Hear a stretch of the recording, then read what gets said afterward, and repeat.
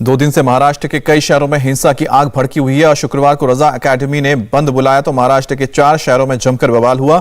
और शनिवार को जब बीएचपी और बीजेपी के स्थानीय नेताओं ने बंद बुलाया तो अमरावती और मालेगांव में जमकर हंगामा भी हुआ, जिसके बाद अमरावती में 3 दिन के लिए कर्फ्यू लगाया गया है। अफवाह ना फैले इसके लिए अमरावती में इंटरनेट सर्विस भी 3 दिन के लिए बंद की गई है।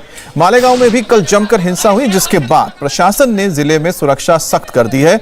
अब तक 18 उपद्रवियों को गिरफ्तार किया गया है, जबकि बाकी उपद्रवियों की पहचान के लिए सीसीटीवी की मदद ली जा रही है।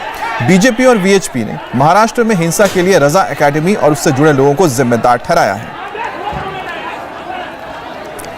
अब आज महाराष्ट्र में कोई बवाल ना हो, इसके लिए अमरावती, मालेगांव और नांदेड़ में सुरक्षा बेहद सख्त कर दी गई है। कल अमरावती में एक बार फिर से बवाल हुआ, जबरदस्ती दुकानें बंद करवाई गई और पुलिस पर पथराव किया गया। लिहाजा कल शाम में कई शहरों में अतिरिक्त पुलिस बल को भेजा गया है, तो कहीं पर इंटरनेट बंद कर दिया गया है और कहीं प्रशासन ने कर्फ्यू भी लगाने का फैसला लिया।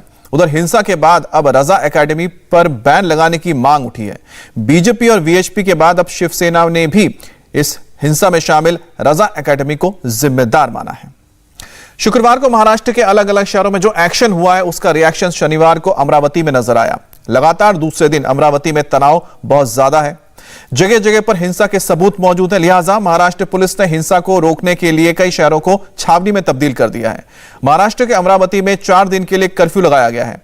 3 दिनों के लिए अमरावती में इंटरनेट सेवा बंद की गई है। अमरावती में एसआरपीएफ की 2 बटालियन तैनात की गई है। कियावटी को बुलाया गया है। यवतमाल, वर्धा और वासिम में इन्हें भेजा गया है। मालेगांव हिंसा मामले में अब तक 18 लोगों को गिरफ्तार किया गया है। 20 एफआईआर दर्ज की गई हैं। सीसीटीवी के जरिए जो उपद्रवी उनकी पहचान की जा रही है। शुक्रवार को हुई हिंसा में 18 पुलिस वाले भी घायल हुए हैं और पिछले 24 घंटे से पूरे महाराष्ट्र में हाई अलर्ट है। जो कुछ शुक्रवार को महाराष्ट्र के नांदेड़, मालेगांव, अमरावती और वासिम में हुआ है, उसने महाराष्ट्र को हिलाकर रखा है। बीजेपी का कहना है कि महाराष्ट्र में हुई हिंसा कोई संयोग नहीं है, बल्कि ये एक सोची समझी साजिश है। अमरावती के विधायक रवि राणा का कहना है कि हिंसा के बावजूद ना पुलिस नजर आ रही है और ना ही सरकार।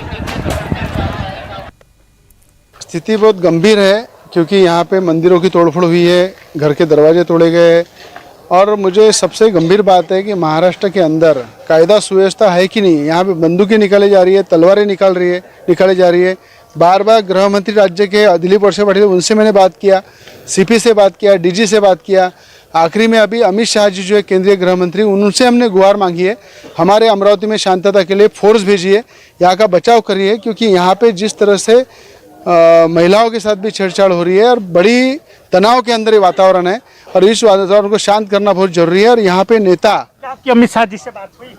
मेरी अमित शाह जी से बात हुई है। मैंने पूरा उनको यहाँ का ब्यौरा दिया है, यहाँ की पूरी माहिती दी है और उनको कहा है महाराष्ट्र के अंदर कहीं ना कहीं पुलिस कम गिर रही है, गृह मंत्री कम गिर रहे हैं, तो यहाँ पे केंद्र की मदद हमको जरूरत है।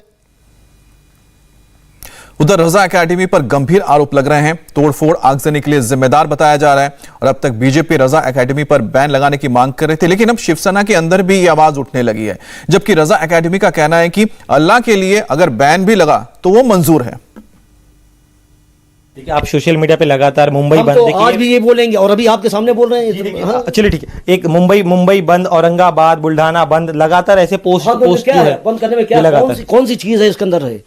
कौन सी चीज ऐसी है कि जो गैर कानूनी बंद है? बोला बंद बोल रहे हैं, आज बोल रहे हैं। इस तरह का एक एटमॉस्फेयर क्रिएट करने की कोशिश की गई कि तमाम लोग जो है किया गया है कि हुजूर के नाम पर लोग अपनी जाने कुर्बान करने का जज्बा पैदा हो। मतलब आप एडमिट कर रहे हैं कि आप करते हैं कि रसूलुल्लाह के नाम पर मुसलमानों को एकजा होना चाहिए, एक तरफ होना चाहिए, अपनी जान की परवाह नहीं करना चाहिए, रसूलुल्लाह की मोहब्बत में अपनी कुर्बानी देने के लिए तैयार रहना चाहिए। जो अमन चाहते, प्यार से रहते, उनकी दुकानों पर जाकर हमला करना, तो उसका मतलब क्या होता है?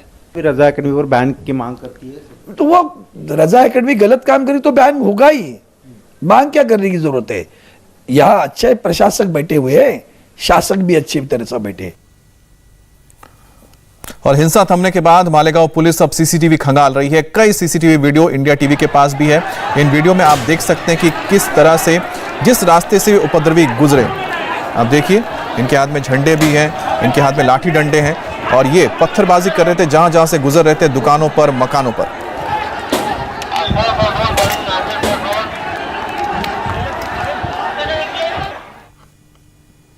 अब आपको त्रिपुरा के गोमती जिले के उस मस्जिद की तस्वीर दिखाते हैं जिसके बारे में कहा जा रहा है कि वहां तोड़फोड़ हुई है और आगजनी करके उसे गिराने की कोशिश की गई है। त्रिपुरा पुलिस लगातार बोल रही है कि यह सिर्फ एक अफवाह है और इस पर ध्यान ना दे, लेकिन इसके बावजूद महाराष्ट्र में रजा एकेडमी इसी मस्जिद का हवाला देकर, इसे गिराए जाने का हवाला देकर लोगों को बरगला रही है, लोगों को भड़का रही है। और कल त्रिपुरा के सीएम ने भी महाराष्ट्र के लोगों से अपील की है कि अफवाहों पर ध्यान ना दे, क्योंकि हकीकत आपके सामने है कि इस मस्जिद पे कोई भी तोड़फोड़ नहीं हुए, ये सुरक्षित है।